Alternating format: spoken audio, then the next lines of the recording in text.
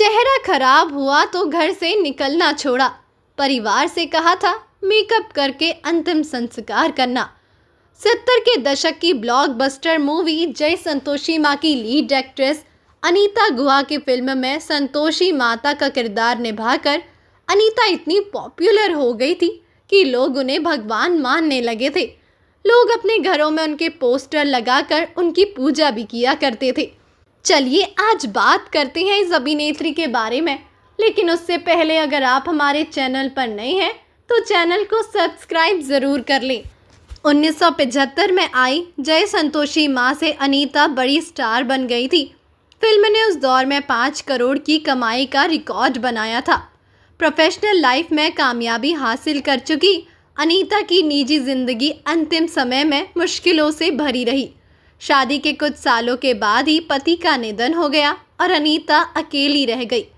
अनीता को ल्यूकोडमा बीमारी ने भी घेर लिया, जिससे उनके पूरे शरीर पर सफ़ेद धब्बे पड़ गए थे। अनीता इस वजह से खुद से नफरत करने लगी थी। अनीता इन सफ़ेद धब्बों से इतनी परेशान थी कि उन्होंने कह दिया था कि जब उनका अंतिम संस्कार हो तो पहले उनका मेकअप किया जाए ताकि कोई उनके दाग धब्बे ना देख पाए। टैलेंट कंपटीशन में हिस्सा लेने गई थी बॉम्बे। अनीता गुहा का जन्म 17 जनवरी 1939 को बर्मा के पास एक गांव में हुआ था। पिता फॉरेस्ट ऑफिसर थे तो अनीता का बचपन पूर्वोत्तर के राज्यों जैसे दार्जिलिंग और सुंदरबन में गुजरा। बंटवारे के बाद अनीता का परिवार कोलकाता आकर बस गया था, जहां अनीता ने स्कूल की पढ़ाई की। पढ़ाई पूरी करने के बाद अनीता ने मॉडलिंग में हाथ आजमाया और मिस कोलकाता बनी। इसके बाद एक टैलेंट कंपटीशन में हिस्सा लेने के लिए अनीता बॉम्बे चली गई। तब वो केवल 15 साल की थी। ये कंपटीशन बॉलीवुड के मशहूर कारदार स्टूडियो ने आयोजित करवाया था। इस कंपटीशन के सभी राउंड्स में अनीता पहले नंबर पर रही। कारदार स्टूडियो ने उनके साथ प्रति माह 300 रुपये की सैलरी पर कॉन्ट्रैक्ट किया, लेकिन एक दिक्कत थी कि अनीता को हिंदी नहीं आती थी। उन्होंने स्टूडियो से वादा किया कि वो 6 महीने में हिंदी सीख लेंगी और फिर काम शुरू कर देंगी। अनीता मुंबई से वापस कोलकाता आ गई और अपनी हिंदी ठीक करने में जुट गई। इसी बीच उनके पिता का निधन हो गया। अनीता को माँ वापस मुंबई भेजने को तैयार नहीं थी, इसीलिए उन्हें कारदार स्टूडियो के साथ अपना कॉन्ट्रैक्ट तोड़ना पड़ा। उधर टैलेंट कंपटीशन जीतने की वजह से अनीता बंगाली फिल्म मेकर्स की नज़र में भी आ गई थी, तो उन्हें एक बांग्ला मूवी करने का ऑफर मिला। अनीता ने ये मौका ना गंवाते हुए फिल्म साइन कर ली। इसका नाम बाशेर केल्ला था। अनीता की ये फिल्म 1953 में रिलीज़ हुई थी, लेकिन वो मुंबई आकर हिंदी फिल्मों में काम करना चाहती थी। इसमें उनकी मदद एक्टर ओम प्रकाश ने की, जो एक काम के सिलसिले में कोलकाता गए थे। बी ग्रेड फिल्में मिलने से परेशान हो गई अनीता। अनीता ने किसी तरह ओम प्रकाश से मिलने की प्लानिंग की और इसमें सफल भी हो गई। उन्होंने ओम प्रकाश से मुलाकात करके उन्हें फिल्मों में अपनी दिलचस्पी के बारे में बता दिया। ओम प्रकाश ने उन्हें एक फिल्म में साइन किया और इस तरह अनीता मुंबई आ गई।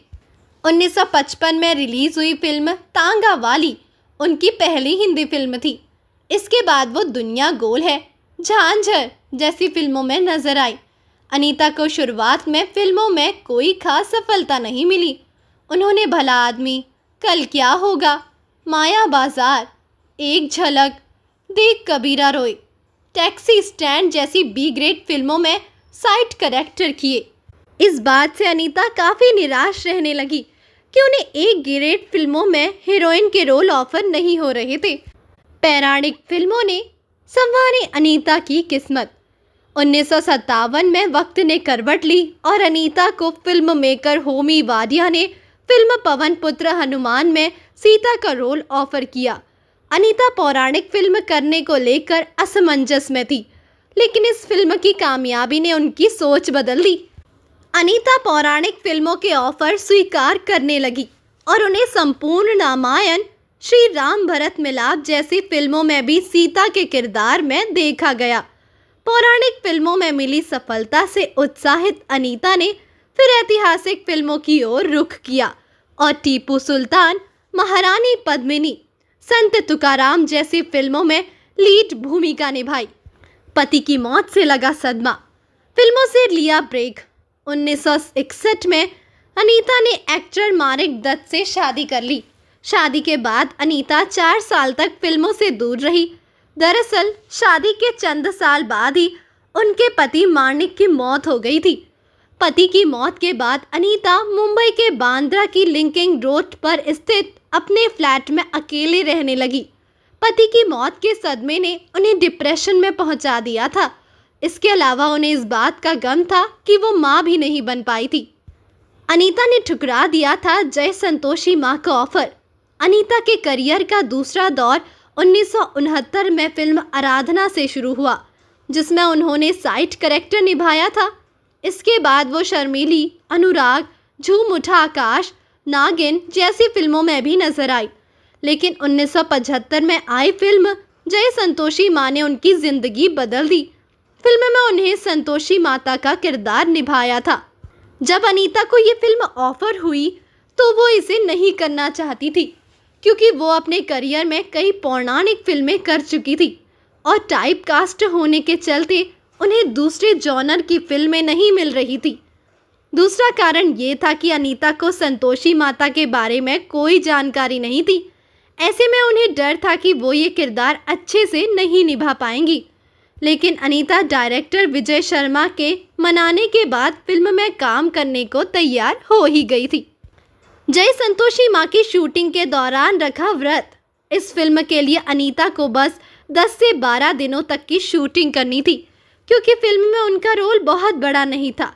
जब पहले दिन अनीता शूट पर पहुंची तो सेट पर हड़बड़ी का माहौल था।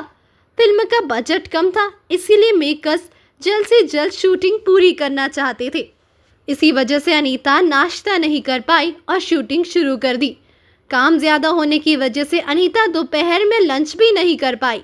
जब शाम को ये बात डायरेक्टर विजय शर्मा को मालूम चली तो उन्होंने अनीता के लिए तुरंत खाने की व्यवस्था करवाई, लेकिन अनीता ने कुछ भी खाने से इनकार कर दिया।